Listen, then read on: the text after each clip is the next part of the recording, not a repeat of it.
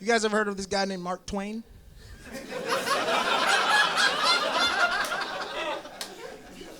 Story time. So this guy named Mark Twain wrote this book called Huckleberry Finn. And in that book, he says nigga more than amigos. Huckleberry Finn is a fucked up book. And I remember having to read that shit in the 9th grade with white people in the room. If you was stupid, you read that shit in the 10th grade. So this joke may not make sense. And when I tell you this story about Huckleberry Finn, just understand this happened in Mississippi. Turn your Chicago brain off. Just imagine you in Mississippi when you hear this story, because you're not going to believe this shit. So in Mississippi, the whole state is reading Huckleberry Finn freshman and 10th grade year. I have a friend that also is black, and he's going to a school across town, and he's in this advanced English class. And he's the only black kid in this class. And so what his English teacher did to make everybody else feel comfortable, except for him, what she did was, instead of letting him read regular passages from Huckleberry Finn, he just read the nigger part. I swear to God. So imagine some young white girl in the front reading a book, Huckleberry Finn and then here comes my friend, nigger, Jim, go down the lake. That's what it was. A whole semester, just reading the nigger part out the book. And every time he come around us, he be complaining. He be like, bro, they want, and I'm like, dude, like, tell your parents, nigga, what are you doing? Like, tell somebody. And he wouldn't stand up for himself. So we tried to bully that nigga into standing up for himself. So we gave him a nickname. We called him the nigger reader. And I know some people is cringing right now, but look, when you 14, that shit funny as fuck. I don't give a fuck, nigga. That boy was the nigger reader for a whole semester. A whole semester we called that boy a nigger reader, bro. He got upset about it, but he never stood up for himself. He never did anything about it. One day he wanted to fight me. One day he wanted to fight me because I took it a little too far. Because I told him, I said, hey, you know, the nigger reader sounds like a sci-fi movie. Written and directed by Quentin Tarantino.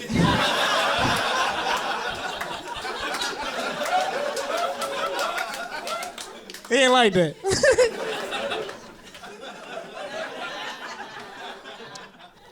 Can I make a political statement? Is that cool? I'm gonna do it anyway. This is normalized sex work. Yeah. But we're gonna normalize sex work. That means we gotta normalize the weird niggas that pay for that shit too. Come on now, how are we gonna help these ladies out that need to pay their rent and you making these niggas feel weird for paying for the product, man? That's not fair. We gotta stop calling these niggas weirdos and simps and pay pigs, all these awful names, bro. What I'm trying to say is leave us the fuck alone, okay? I can spend my money on whatever the fuck I want to. I am a grown-ass man. Tired of it. I'm tired of the shame. Tired of people trying to shame people for paying for porn. I got a friend who's like, Niles, you pay for porn? You weird, nigga. You pay for porn? I was like, nigga, you paid to watch Wonder Woman. Stop. The acting is way worse than that shit. And you didn't come, nigga. I win. What's up? Look, tired of it. I'm tired of this whole like moral stigma people put on not making porn for work. Like, look, if you work in a corporate office at a corporate job, you getting fucked too, just in a different. Look, you getting fucked too, just in a different position. It's the same shit. We all just trying to make money, man. Ain't nothing different, bro. I'm tired. Look, I honestly wish more people did sex work. I really do. Like the niggas that owe me money. I got a cousin that owe me $50. I was on the phone with him the other day. He was like, yeah, cuz it's gonna be a minute before I get that 50 to you. I was like, well, shit. You better make a nut video, my nigga. Better get a link in your fucking bio. Let's go. Tired of it, man. Tired of the excuses. You can make money, you just don't want to. Y'all, look, y'all came to a comedy show at 7. Y'all seem freaky. I'll give y'all some. Yeah. Chicago freaky as fuck. I'll give y'all some OnlyFans tips. When you put your card on OnlyFans, I need you to understand that it's gonna automatically report to your bank as fraud. Because them niggas at Chase believe in you.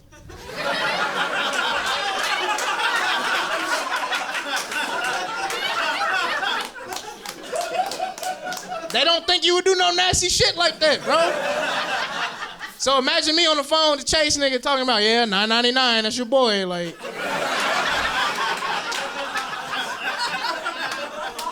I did that shit.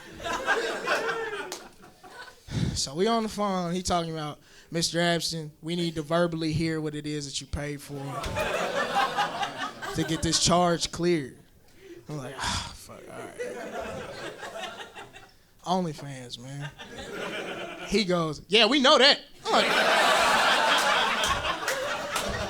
all right, Chase, nigga, chill with the attitude. We still on the phone, and he's like, we need to verbally hear what the video was called that you paid for. Can I take a drink before I say this shit?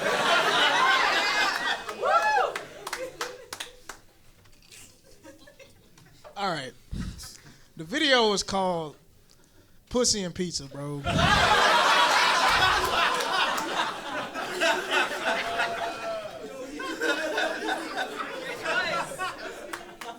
And look, I gotta turn around when I say that shit. I can't look niggas in the eye after that. I'm ashamed. Cause I was super ashamed, cause at this point, the Chase nigga is on the phone giggling.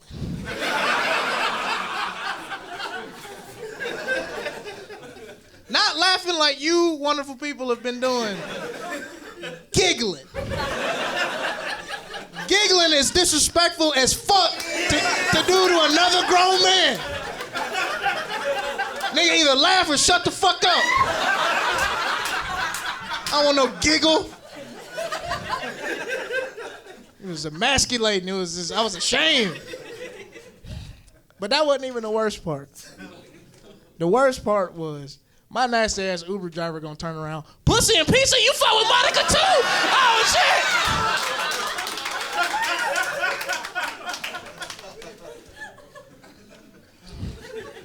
Stupid. Why y'all let me say shit like that? Y'all don't care about me. I'm not mentally okay right now. It's crazy. Any Jewish people here? Yeah. What's up? How you doing? Bro, this past year I went to my first Shabbat. How'd it go? It was dope as fuck, bro. I had a good time, bro. I was on the phone with my mom. She was excited. Like, she's like, oh shit, you going to Shabbat? That's crazy. And I watched Seinfeld all day to get ready for that shit. We had a good ass time at Shabbat. I was the freshest nigga there, man. And you racist if you think it was just only Jewish people. I was fresher than the other black people that was there too. Okay? I was the freshest nigga there. And we had a good time. I brought everybody weed. It was a good time. And I was high as fuck. Just sitting at the table. Just watching a couple black people here and there, Jewish people of all ages, just having a good time together. And, you know, congregating, just having fun. And I thought in my head, I was like, yo, black people and Jewish people should combine like Voltron.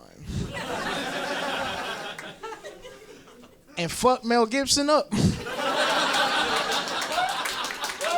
Fuck that nigga, man. Nah, man. Seriously, bro, I think black people and Jewish people should just be nicer to each other. We on the same team and don't even know it sometimes. And the sad thing is, we'll never be able to team up and fuck Mel Gibson up because we've been having this age-old debate we can't get over. I don't know if y'all know this, but black people and Jewish people have this age-old argument about who are the real God's chosen people. Black people be like, we the real Hebrews. Y'all are wrong. And then Jewish people are like, no, we're the real Hebrews. We got Curb Your Enthusiasm.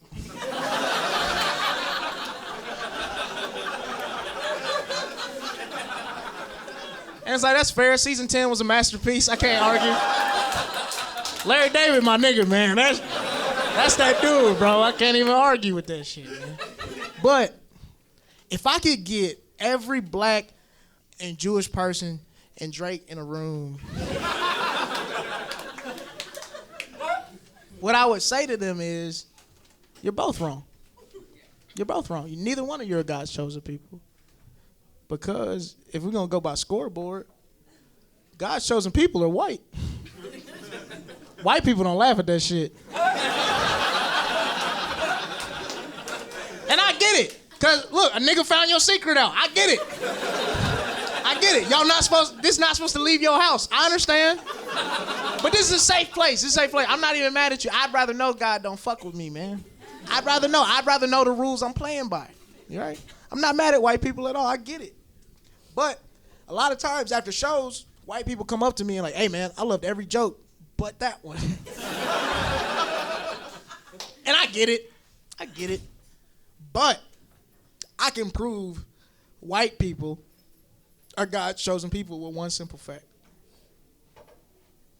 Macklemore has a fucking Grammy.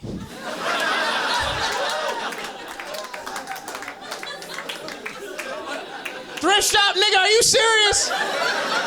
Are you fucking kidding me? Don't act like y'all don't remember that shit. 2011. I'm taking you back. 2011. Macklemore wins Best Rap Album Grammy. You know who he beat that year? He beat Kendrick Lamar. He beat Kendrick Lamar and Jay-Z. Pre-cheating Jay-Z. When we love that nigga. 2011. Macklemore beats them. That's racist. And then he beats Drake. That's anti-Semitic. I rest my case.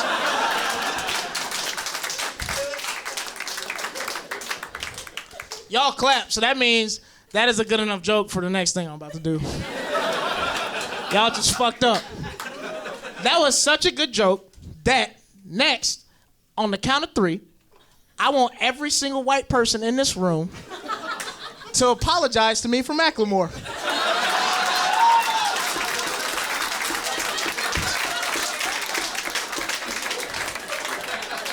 And every black person in this room, stare them niggas in the eyes and make sure 16-year-old Niles gets his fucking apology. All right? Y'all ready? 1, 2, 3.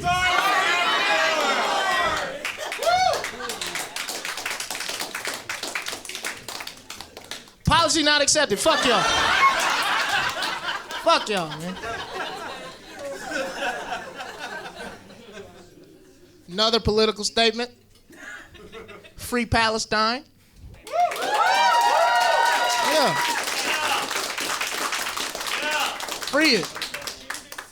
I had a homie, man. He was so team Free Palestine. When we would go to a bar, he would wear a button on his shirt that said Free Palestine. A button. Like, that's why, like, y'all ever hang out with a biracial person and be like, oh shit, yeah, your mom the white one, I get it. Like, just doing some overzealous shit. Like, we at the bar trying to get hoes, you acting like Deborah, nigga, stop. Like, just ruining the whole night for me, talking about some Free Palestine on his shirt. Every time somebody comes to the bar, talking about Free Palestine, arguing people down, making people leave. Every person that has Zionist views left the bar. He was just arguing niggas down, man. But what the girl that was throwing the birthday party at the bar didn't tell us, she had 3 friends that were coming in that were women that were former IDF soldiers. Yeah. If you didn't join in on the groans and you don't know this, IDF soldiers don't really fuck with the Free Palestine thing. Because they the niggas not free in Palestine. So they don't really fuck with that ideology. So I'm sitting there like, oh shit, I'm seeing the 3 Gal Gadots walking. Yeah, we going there. So I'm seeing them walking, and I'm thinking, nigga, you 5'8", and you don't like confrontation, go to the bathroom. So I go to the bathroom, and I'm sitting there, I count to like 75. don't care about this nigga's life. If he wants to get Krav Maga, good for him. Look, I ain't with it, man. And I walk out the bar. I walk out the bathroom of the bar, and I walk out, and I see my friend, and he's talking to the 3 Gal Gadots. Y'all never gonna watch Wonder Woman again. At least not the same. And I see something different about him. Something's different about his outfit. The button is in this nigga's pocket. Cause I don't know if y'all know this about straight dudes, but some of them, the thought of getting some pussy will change their whole political ideology. I got a homie that's been a libertarian 4 times. And it's okay, because he don't know what that shit is. And so I walk over, I see the 3 Gal Gadots talking to my homie, and I was like, hey, what's going on? The button in your pocket? First thing I hear out this nigga's mouth is, well, you know, there's some gray area to the situation. What? You was the butt nigga 5 minutes ago. It's crazy, bro. That's what I'm saying. I just been cutting friends off, firing wingmen this year, bro. It's crazy. Like I fired my wingman, another one of my wingmen, because we was at a bar, we chilling, we drinking, and these 2 white girls walk up. They recognize me from the internet. It's how most of y'all are here. It's how I make my money. And they talk to my friend, and they go, hey, can we buy Niles a drink? And my friend's dumb ass gonna go, no, I think y'all fetishize black men. Like, nigga. Like, y'all know these niggas need like a break off Twitter. Like, that's him. And so I pull him to the side, right? I pull him to the side. And he's just like, what, Niles? I think they fetishize black men. And I go, exactly, nigga, shut the fuck up.